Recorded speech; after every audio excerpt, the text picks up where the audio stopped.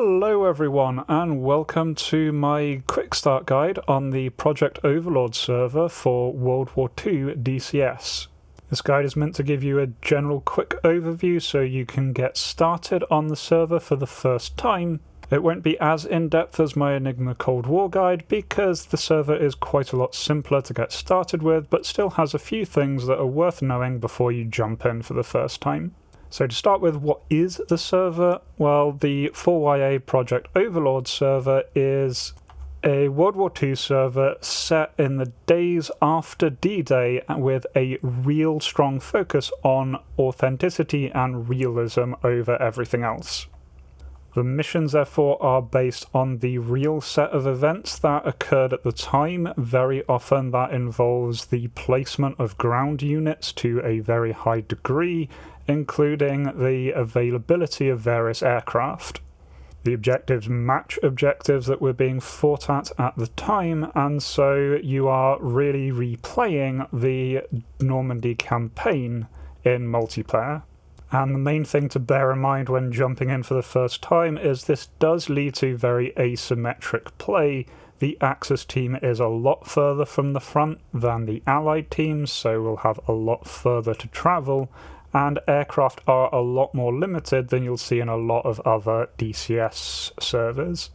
Now, as for what aircraft you can fly on the server, it is really all of the Western Front DCS modules. So that is the Spitfire, the Mosquito, the P-51 and the P-47 for Allies, and for Axis we have the 109K, the 190A and the 190D, with an asterisk there that because the 190D wasn't entered into production until September 1944, sometimes it is simply not available on a lot of missions, and on the missions where it is available it generally has a very, very far back spawn. So you definitely can't guarantee that you'll be able to take out the Dora if that's what you're wanting to do. Now, other than the aircraft module itself, you are going to need some other additional things to play on the server. The main ones you're going to need are the Normandy map and the World War II Assets Pack. For the Assets Pack, that is a simple one-off module that gives all of the 3D assets for various AI aircraft. The Normandy pack, you need either the version 1 or version 2, it doesn't matter which one you have, you can still play on the server. If you have the old version 1 of Normandy, then you can still play. Some areas will appear to be less detailed, but other than that you can still jump on and play the server absolutely fine. Now, on top of that, not necessarily needed, but really very, very strongly recommended, is to get SRS set up. I have a separate video covering how to install SRS on your computer, and it is really worth doing so because voice communication is really key on this server. So now you have all of that, you've loaded up, and the big question is, well, what do you do now? The exact objectives and activities you do change depending on the mission. There are several different missions, each meant to be replaying a key day in the Normandy campaign, and as such each one is a little bit different with different objectives. But in general we can break it into 4 general categories of mission that you'll be carrying out. The simplest one is simply trying to provide cap for your team, take off, head towards the front lines as depicted on the map, and search for enemy aircraft. Shooting down enemy ground attackers will mean they won't be able to accomplish their missions. Shooting down enemy fighters will keep your own ground attackers safe, so you can contribute in that way in a fairly straightforward manner. Use SRS to communicate with your team to find where the enemy are, and I'll look into a little bit later about how the early warning system works. But if in doubt, head towards Caen. There is normally some action around about there. Now, if you're wanting to do a little bit more of a structured flight, you can do patrol missions that will be listed in both the briefing and in the F10 map, as well as the F10 comms menu.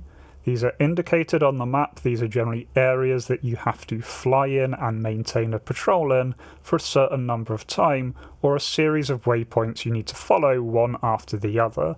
Once completed, this counts as a task completed for your team.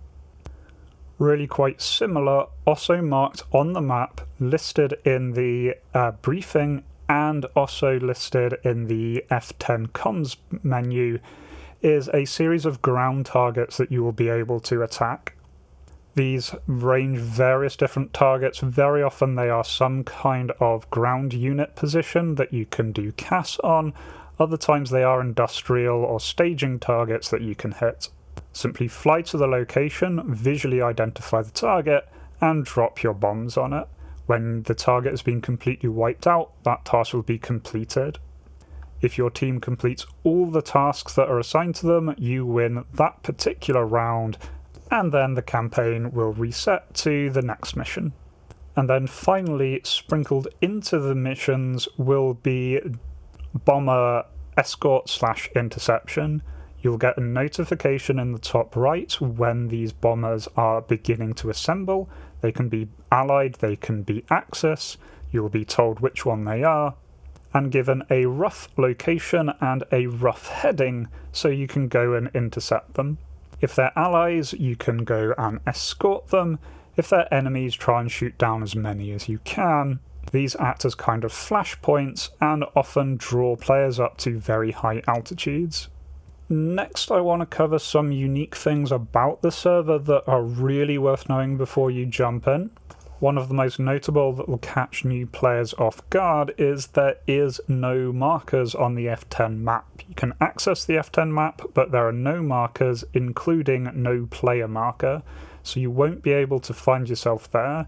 Instead, the focus is meant to be on visual navigation as real pilots would have been doing at the time. However, if you do get into trouble and you absolutely lose sight of where you are, which is quite easy in the very repetitive countryside of Normandy, you can find your location with the kneeboard. Bring up the kneeboard. By default, this is right shift and K, and then if you press the mark current location, by default right control and K, a little marker will be placed on the kneeboard map as to your current location. This is meant to simulate your pilot doing navigation as opposed to the player, and is a quite useful way if you get yourself horribly lost to get your bearings again. The other thing to know about this server is it does have an early warning radar of sorts, but this is going to be far less useful than the in-game AWACS that is available on some other servers, or for example the early warning system on Enigma's Cold War server. Instead, this is a very simple setup designed to give players some hints as to where they can find action, but meant to be very limited to match the technology of the time. So instead of exact distances, bearings and altitudes, you are given very approximate details, generally the cardinal compass directions as to where your targets are. Ranges are given in the form of long, short, medium, or near, or in some cases merged. And similarly, altitude is very, very approximated to very low, low, medium, or high.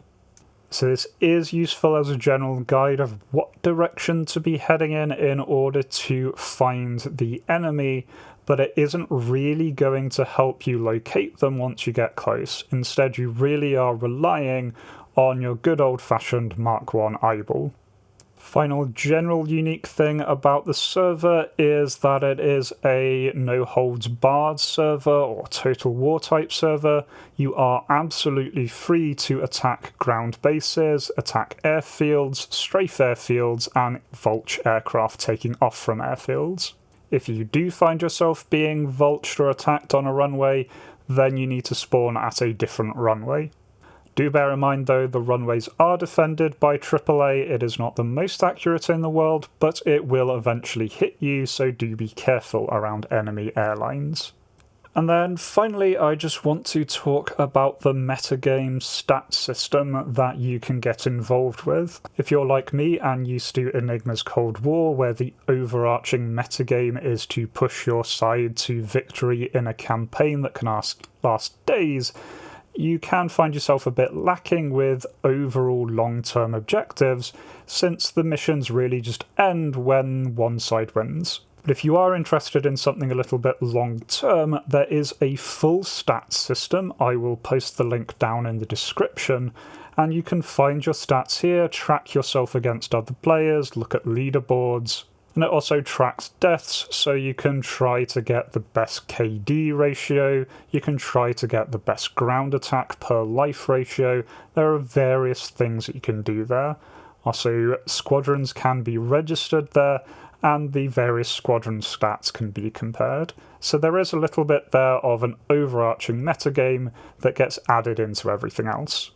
Otherwise, that is really everything you need to know about the server to get started. There is plenty more to learn, plenty to experience when you get in, so by all means jump in, have a look and see how we do. If there are any particular aspects of the server you would like a more thorough overview of, please leave the questions down below and I can get on those in a future video. Otherwise, I hope to catch you in the skies, and until next time, remember to be kind to yourself and everyone else. Cheers.